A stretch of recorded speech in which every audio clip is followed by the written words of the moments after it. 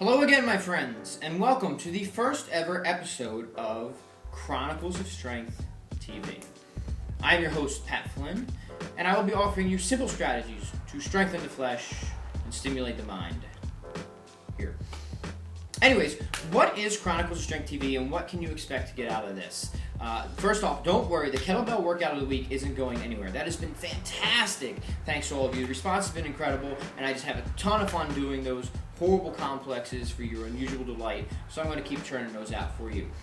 This, however, is going to be a more personal account, a more me-to-you experience, where I get to answer some of your most pressing training and nutritional questions.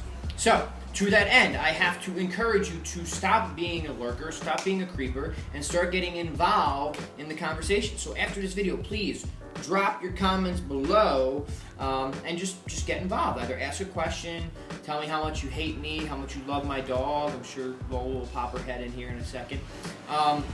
And let's just get started with a bang. So I got this question the other day on kettlebell clean technique, and I picked this one because it's simple. It's a commonly shared problem amongst people who are utilizing kettlebells, and that is banging the forearm up with the kettlebell clean. So to that end, I'm going to move the camera around so we get in a little better position, and I'm going to show you three simple cues, strategies, techniques, whatever you want to call them, to help clean up your kettlebell clean. Alright, let's get down to it. Okay, cool. So luckily I'm here in my secret lair. I keep a 16 kilogram kettlebell on hand at all times, so we'll be able to demonstrate technique and work on kettlebell movements. If I need to bring more bells in, that's surely possible as well. But just a quick note, I love keeping this 16 right here, right as I walk into my actual secret lair, because it encourages me to do something with it every time I walk by, instead of swings, cleans, presses, snatches, whatever, just to stay active and to keep my body moving. Otherwise, I sit and I veg out on the couch, which is not good. Anyways, kettlebell clean. Banging the forearm. So, first, let me demonstrate my standard for a kettlebell clean, and then I'll show you how to get there. So it looks like this. It is a hinging movement, make no doubt about it. Bringing the bell to the rack.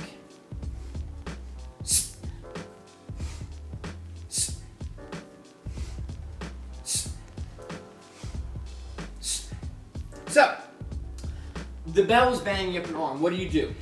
Three things that I need you to focus on. One is that the hips are the engine. The arm is the steering wheel. This is not a curl. The hips need to power the movement. So I want you to think, as you extend in the kettlebell swing, the timing of the movement should be as your hips extend and your knees lock out, you're zipping up a big coat. Okay? That's all I want you to think, because this path, this semi-C path, this semicircular path of zipping up a big coat is going to help you direct the bell into the rack position, right? If you try a curl or whatever, boom, it's going to flip the bell over your hand, smacking and bludgeoning your forearms, which is what we aim to avoid. So again, I like, and I found this works well with most people, and I work with a lot of people, is that if you time it as your knees lock out, meaning if you start to zip the coat up as your knees lock out, that seems to smooth the transition a bit. That's tip number one. So as the knees lock out, zip up the coat. Knees lock, zip up the coat. Zip it up, okay? So really, I'm starting to put my hand through the bell at about hip height, okay? Again, if I wait too long to put my hand through the bell, I will receive a beating from the kettlebell on my forearm. So knees lock out, zip up the big coat. Tip number two is hand position. So on the eccentric, as I come into this deep hip flexion, I want you to turn your thumb inward. Not necessarily internal shoulder rotation, just rotate the thumb inward. Right, couple reasons, because as we get into double kettlebell cleans, this will allow the handles to clear the knees.